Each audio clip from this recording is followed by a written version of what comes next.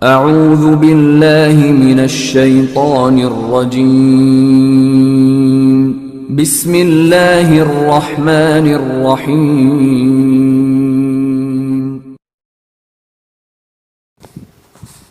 بسم اللہ الرحمن الرحیم اللہم صلی علی سیدنا و مولانا محمد وبارک وسلم صلاۃ و سلام علیک یا رسول اللہ صلی اللہ علیہ وسلم۔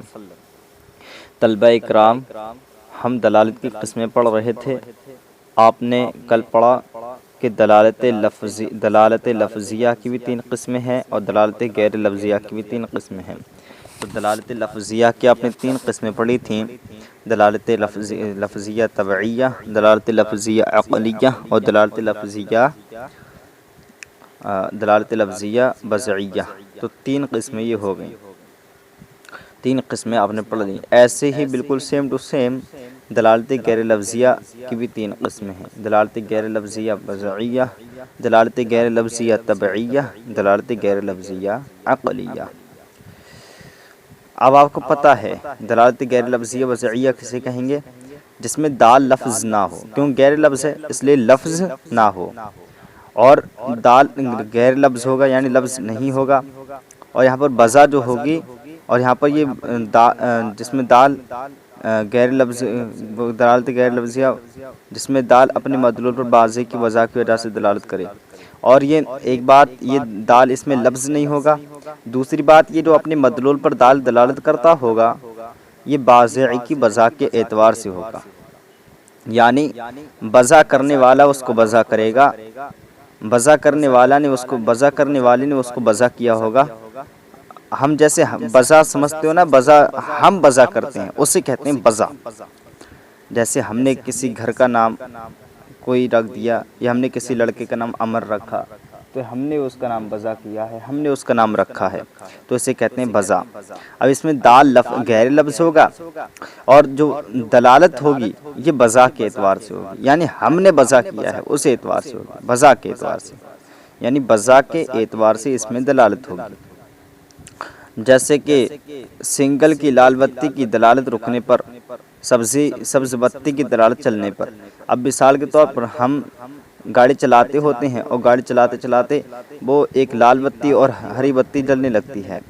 جب لال بتی جلتی ہے تو ہمیں پتہ چلتا ہے کہ اب رک جانا ہے، اور جب ہری بتی جلتی ہے تو پتہ چلتا ہے کہ اب چل دینا ہے۔ تو لال بتی بتلاتی ہے کہ رک جاؤ، اور ہری بتی بتلاتی ہے کہ چلو۔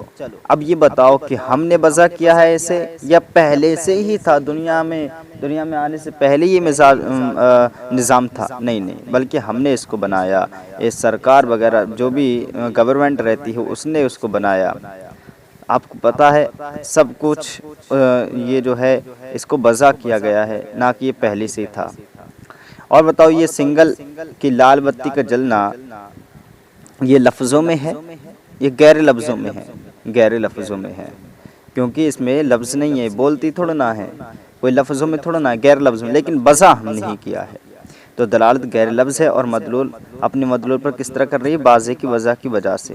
دیکھیے دلالت غیر لفظیہ وضعیہ، وہ دلالت غیر لفظیہ جس میں دال اپنے مدلول پر بازے کی وجہ سے دلالت کرے، جیسے سنگل کی لال بتی کی دلالت رکنے پر، سبز بتی کی دلالت چلنے پر۔ دلالت غیر لفظیہ طبعیہ، دلالت غیر لفظیہ طبعیہ جس میں دال لفظ نہ ہو، یہ تو پہلے پتہ چلے گا کہ غیر لفظیہ ہے، اور طبعیہ کی طبیعت کے چاہنے سے ہو، کہ یہاں پر مدلول اپنے وہ دال جو اپنے مدلول پر دلالت کرے گا وہ کس اعتبار سے؟ طبیعت کے چاہنے سے، یعنی طبیعت کہے گی۔ یاد رکھو ایک بار کہ ہم جو بولتے ہیں، انسان کا بولنا جو ہوتا ہے یہ لفظ کہلاتے ہیں، لیکن اور حیوانات ان کا بولنا لفظ نہیں کہلاتا ہے۔ مثلا گھوڑا ہنہنایا تو اب اسے لفظ نہیں کہیں گے، یہ بھینس بولی تو اسے لفظ نہیں کہیں گے، گدھا رینکا اسے لفظ نہیں کہیں گے، کتا بھونکا اسے لفظ نہیں کہیں گے، کیونکہ صرف انسان کے لفظوں کو لفظ کہتے ہیں۔ تو دلالت غیر لفظیہ جس میں دال لفظ نہ ہو، یہ تو پتہ چل گیا، اور اپنے مدلول پر دلالت کس اعتبار سے ہو؟ طبیعت کے چاہنے سے ہو، جیسے آنسو کے بہنے کی دلالت غم پر۔ جب کسی کے آنسو بہتے ہیں تو یہ لفظ ہوتے ہیں، یہ غیر لفظ ہوتے ہیں، بلکہ غیر لفظ ہوتے ہیں۔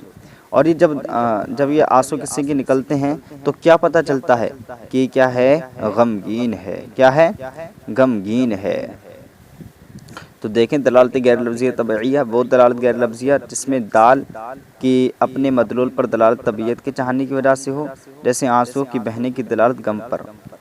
دلالت غیر لفظیہ عقلیہ، وہ دلالت غیر لفظیہ جس میں دال کے اپنے مدلول پر دال محض عقل کے چاہنے کی وجہ سے ہو اور اس میں وضع اور طبیعت کا دخل نہ ہو۔ اب یہ دیکھو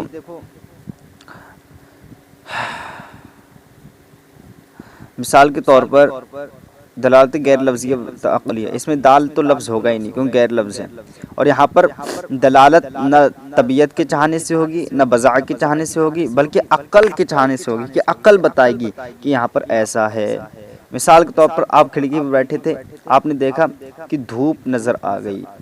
جب دھوپ نظر آئی تو آپ کو ایک بات اور سمجھ میں آ گئی کہ سورج بھی نکلا ہوا ہے، تو آپ نے دھوپ کو دیکھا لیکن سورج خود بخود آپ کو معلوم ہو گیا۔ تو یہ ہے عقلیہ، کیونکہ عقل نے بتایا کہ دھوپ ہے تو ظاہر سی بات ہے سورج بھی ہوگا، تو دھوپ کے پائے جانے سے سورج کا پائے جانا بھی ضروری ہے۔ تو آپ نے دیکھا کہ دلالت یہاں پر دال جو ہے وہ غیر لفظ ہے، لیکن یہ دال جو ہے غیر لفظ ہے لیکن محض عقل کے چاہنے سے یہ بات پتہ چل جا رہی ہے، نہ اس میں وضع کا دخل ہے اور نہ ہی طبیعت کا۔ دیکھیے وہ دلالت غیر لفظیہ جس میں دال کے اپنے مدلول پر دلالت محض عقل کے چاہنے کی وجہ سے ہو اور اس میں وضع اور طبیعت کا دخل نہ ہو، جیسے دھوپ کی دلالت سورج پر۔ سوال نمبر 1، دلالت لفظیہ اور غیر لفظیہ کی اقسام کو تفصیلاً بیان کریں۔ تو دلالت لفظیہ اور غیر لفظیہ کے اقسام کو تفصیل بیان کرنا ہے، یعنی دلالت لفظیہ کی 3 قسمیں: دلالت لفظیہ طبعیہ، دلالت لفظیہ وضعیہ، دلالت لفظیہ عقلیہ۔ ایسے دلالت غیر لفظیہ کی 3 قسمیں: دلالت غیر لفظیہ وضعیہ، دلالت غیر لفظیہ طبعیہ، دلالت غیر لفظیہ عقلیہ۔ سوال نمبر 2، مندرجہ ذیل دلالتوں میں دلالت کی قسمیں پہچانیں۔ آوازوں کی دلالت معنی پر، آوازوں کی دلالت معنی پر۔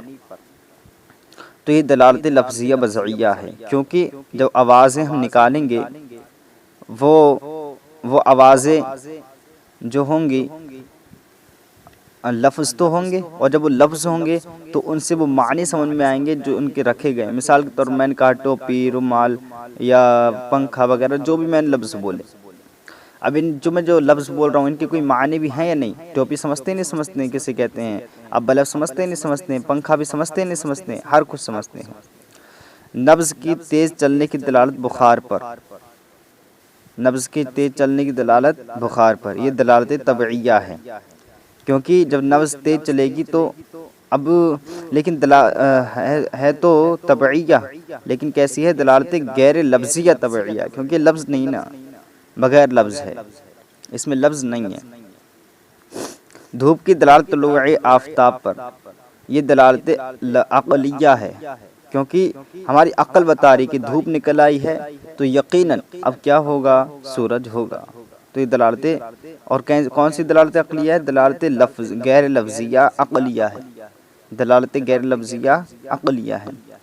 چہرے کی سرخی کی دلالت شرمندگی پر، جب چہرے کی سرخی یعنی کوئی شخص غصہ ہوتا ہے تو اس کے چہرے پر، یا کسی شخص کے چہرے پر سرخی ہوتی ہے تو پتہ چلتا ہے کہ وہ بہت زیادہ شرمندہ ہے، کیونکہ جب ہم کہیں پر کوئی کام کر آتے ہیں اور ہمیں برا لگتا ہے، ہمارا دل کہتا ہے، ہمارا دل میں وہ بات جاگزی نہیں ہوتی اور ایسا لگتا ہے، ڈر سا لگتا ہے اور چہرے پر سرخی سی پیدا ہو جاتی ہے، تو وہ اس بات پر دلالت کرتی ہے کہ آدمی شرمندہ ہے۔ اور یہ دلالت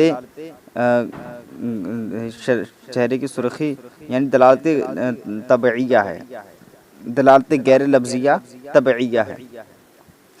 گھوڑے کے ہنہنانے کی دلالت گھاس مانگنے پر، گھوڑے کے ہنہنانے کی دلالت گھاس مانگنے پر، یہ دلالت غیر لفظیہ طبعیہ ہے، دلالت غیر لفظیہ طبعیہ ہے، کیونکہ گھوڑا جب ہنہنائے گا تو اس کی لفظ تو ہے نہیں، جب لفظ نہیں ہے تو جب لفظ ہی نہیں ہے تو وہ غیر لفظیہ ہو گئے، اور یہ طبیعت اس کی کہہ رہی ہے کہ اب تو ہنہنا، کیوں؟ تو جب کیا لگنے لگی؟ بھوک، گھنٹی بجنے کی دلالت تو فقا پر بفقا پر، جب کبھی گھنٹی بجتی ہے تو بقفہ پر دلالت کرتی ہے۔ کس پر دلالت کرتی ہے؟ بقفہ پر۔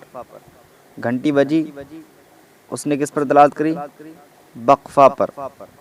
یہ دلالت غیر لفظیہ عقلیہ ہے، کیونکہ عقل بتلا رہی ہے، نہ تو یہ وضعیہ ہے کہ بذا کے اعتبار سے ہو، نہ ہی طبعیہ ہے، بلکہ کس اعتبار سے عقلیہ ہے۔ بس اتنا ہی آج کا سبق رہنے دیتے ہیں۔ السلام علیکم ورحمۃ اللہ وبرکاتہ۔